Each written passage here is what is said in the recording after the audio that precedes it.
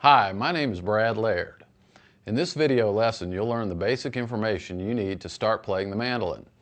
I'll cover the parts of the instrument, the terminology, and some other things which will make learning easier. First, let me point out the important parts of the mandolin. Beginning here, we have the peg head and the tuning machines. The peg head is the upper part of the neck, which runs down to the body of the mandolin. The body is basically a hollow wooden box which amplifies the sounds of the vibrating strings. The strings are attached at the tailpiece. They travel up over the bridge, along the length of the neck, and over this little white piece of bone called the nut, and then are wound around the tuning machine posts. The neck has a flat surface, usually made of rosewood or ebony, called the fingerboard. Embedded at precise intervals along the fingerboard are little metal bars called the frets. The frets are numbered beginning at the end nearest the nut.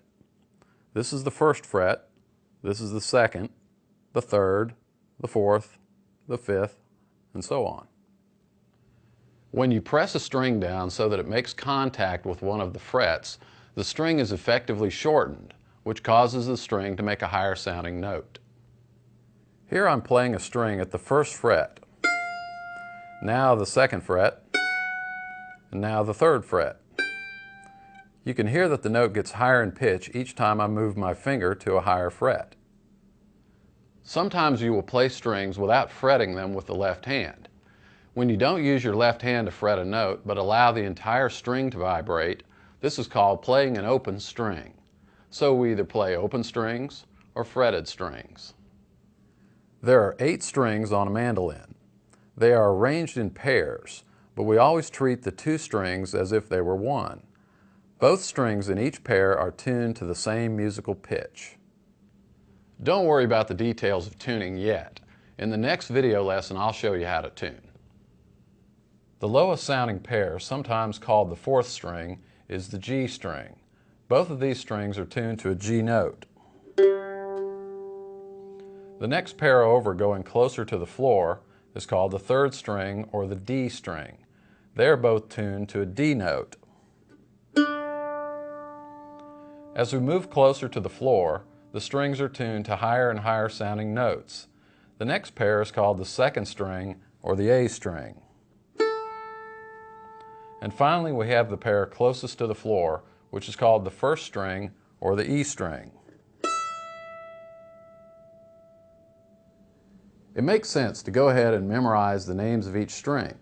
The lowest sounding string is the G string, then the D string, then the A, then the E. G, D, A, E. You might remember it easier by repeating the phrase, "Great Danes are enormous." Just picture a giant dog and think G, D, A, E. It's a good idea to use a strap so the mandolin is nice and steady as you play. The type of mandolin I'm playing is called an F style, and it's very easy to attach one end of the strap to the scroll.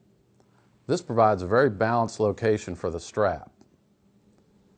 If your mandolin has a pear-shaped body without this scroll, you will need to tie your strap somewhere around the peg head. All mandolins have a little button called the end pin on the end of the instrument near the tailpiece. You can easily attach your strap to this button. Using a strap is very important whether you're playing standing up or sitting down. With a secure strap in place, you'll be free to play better because you won't have to hold the neck up with your left hand, and you won't have to worry about dropping the mandolin. You should try to keep the mandolin in an upright position with the neck slanting up at an angle of about 30 degrees. Don't tilt the instrument back so you can see easier, because it will be more difficult for your left hand to play. We'll talk more about the use of the pick in another video lesson, but for the moment you should hold your right hand upright as if you were going to shake hands with someone. Then curl the fingers until the first finger touches the underside of the thumb. Next, take the pick in your left hand and slip it in between the thumb and first finger.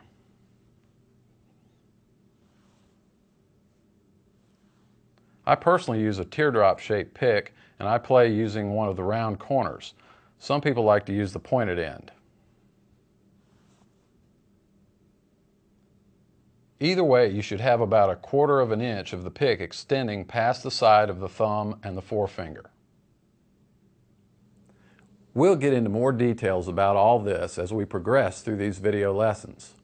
Your right arm will rest lightly on the edge of the mandolin body so that your pick can strum across the strings about halfway between the end of the fingerboard and the bridge.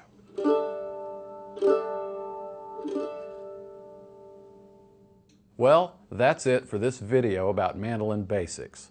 Be sure to download the other mandolin lessons on this website. It will also be very helpful if you take a look at the Watch and Learn Mandolin Primer. The book and the DVD are both available on this website. Thanks for watching, and I'll see you next time.